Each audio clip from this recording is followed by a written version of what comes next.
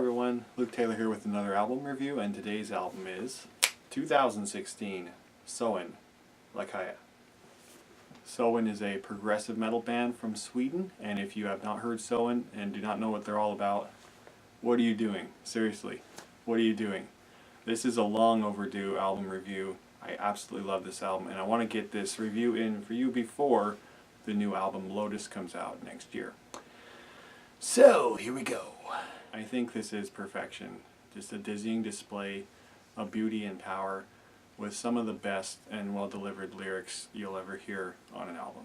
Every word is poetry, deeply meaningful, very impactful, and just richly delivered, as if you're entering into a conversation, and a very emotional but still very intelligent conversation that touches you deep in your heart.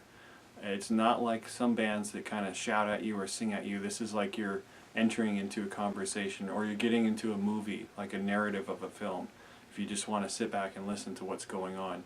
But if you want the kind of person that interacts with the record, this record talks to you and you can interact with it. It's very, very, very much like a journey that takes you by the hand and leads you along this just incredible labyrinth of just sonic beauty. The production is fat and chewy, and it subtly shifts between this meaty, toothy kind of just really earthy, intense kind of tone to this subtle snake-like kind of swirling and this really beautiful atmosphere and ambience. Only masterful progressive musicians can do this.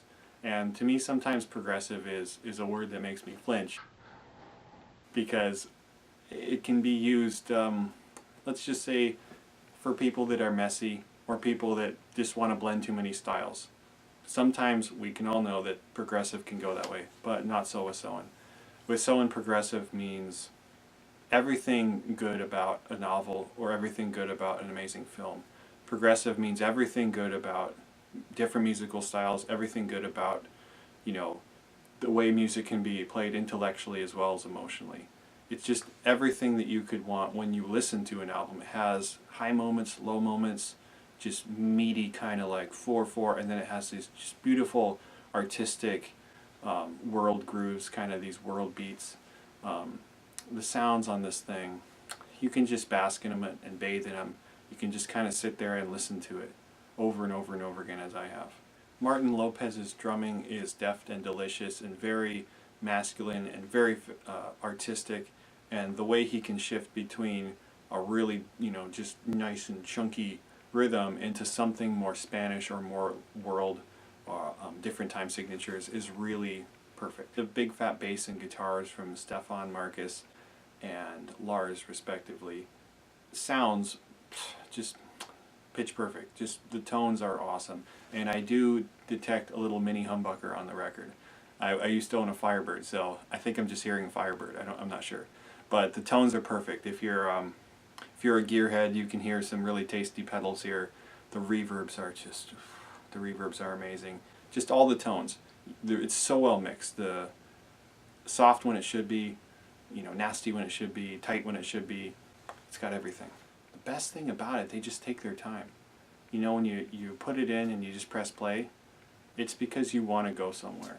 And they really take their time taking you there. I love Joel Ekeloff's frontman sensibility. It's very subtle and nuanced, as if each song requires a specific character performance, and he's got the range, both emotionally and technically, to be able to deliver what every song needs on the album, and then what every song needs in that moment. And that's really impressive. Just the personality to be able to do that and to carry off all of these songs and these lyrics and these journeys. His natural range and his phrasing are perfectly seasoned for this album and for this band. It's really impressive to listen to them all together. Every song has a lot to offer, and Lucidity probably stays with me the most. I am a huge David Gilmour fan, and it does remind me of his solo album On an Island. But every song, Jean, Sister, even Paragon, and I would say that the CD has the closing song God's Acre, which is just amazing. The vinyl doesn't have that, but why wouldn't you get the vinyl and the CD and you can have both?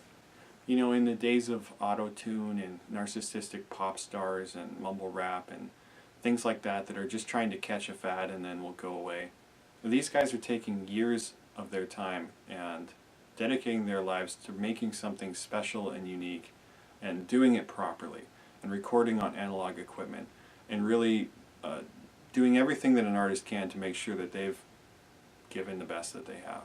And I hope that these guys are heroes for future generations, and that this album is just one of those things where people can look back and go, that changed my life, or that's what I want to do when I grow up, or that's a sound that I love, or these guys are doing what I've been wanting to hear for years and no one was doing.